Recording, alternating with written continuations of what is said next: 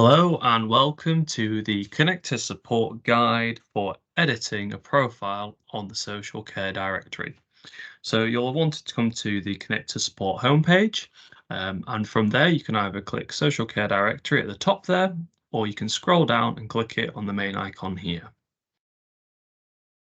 What that will bring you to is the Social Care Directory landing page. As you can see here, it's got a number of services in the main section here that you can have a look at. Now, to find your service or the service that you're looking for, what you'll need to do is you can either use a filter category down the side here, if you know which one it will be under, or you can come to the top and you can search for it by name. As you can see there, got a number of different ones there. So I'm just going to click template and enter. And as you can see, it is searched for the word template and brought up the template profile. So what I'm going to do is click more details. As you can see here, it's got the information on the left-hand side with all the subheadings. You've got a logo there. You could put the logo of your organization or your service. You've got the contact details, the what three words and Google, and then suggest a change. What you'll want to do is click on that link. And it will bring you to the form to request a change for that profile.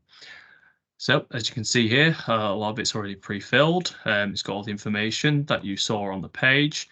You can ignore the category section. So what we can do here is edit all the information that's on there. So for example, if the organization's no longer We Care For You for the service, but it's been changed to Caring For You.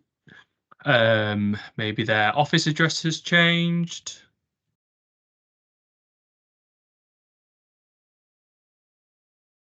And then their postcode.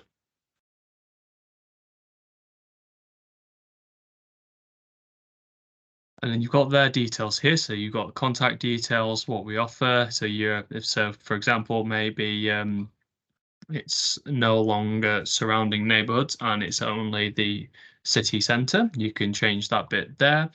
You can have a look. Maybe they no longer provide respite care, so you'd remove that entirely. And then come down here, if you've got CQC ID and it's not been inputted, most of these will be blank at the moment. You can you can just delete that. If you put your CQC ID in there, it will link up to a widget for the profile page, and link your profile page with your CQC account. And then you've got all the filters here. So if you need to expand or collapse a filter, so as you can see there, I haven't got preparing for adult ticked on that one. So you just expand it using the black triangle, click the tick there, and therefore that filters there. If, for example, the service doesn't offer befriending or decluttering or dressing, you can untick those. If you made a mistake, just expand it and go, actually, no, yep, we still do provide dressing, for example. So all the filter options are there. So you've got the care needs, care offered, care service. You've got the Bradford provider list. This is only for providers that are commissioned through adult social care contracts. So if you're not commissioned by the Bradford Adult Social Care team, please do not tick this. We will be unticking it if you have done it incorrectly.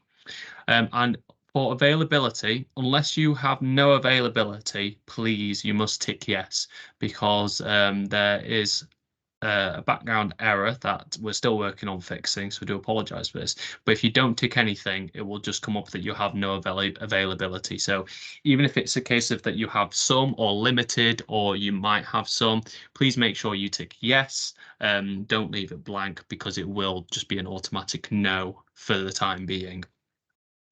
And then you've got down here where you can choose a file to upload for your profile page and for your listing page. So you could have two different images if you wanted for those sections. So once you've reviewed the page or reviewed the form, you scroll all the way back up to the top. You type in your email address. Now, if this is the service that you manage or the service that you work for or work within, make sure you use your email address that's linked to that organization or that service.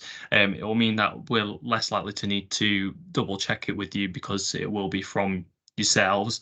If you obviously aren't from that service, we will have to check with the organization or the service in terms of the updates that you've made, just to make sure that you're not changing it inappropriately or incorrectly.